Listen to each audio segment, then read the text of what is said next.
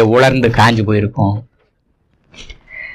நாம் பிறந்ததுலேருந்து ஆரம்பித்து சாவர வரலும் மூக்கு வழியாக காற்று உள்ளே போய்கிட்டே இருக்குது. இந்த காற்று மட்டும் இல்லைன்னா உயிர் வாழ்க்கையே கிடையாது. இந்த வெப்பமாக இருக்கட்டும், தண்ணியாக இருக்கட்டும், காற்றா இருக்கட்டும், இது மூணும் சேர்ந்து தான் அந்த நிலத்தில் இருக்குது.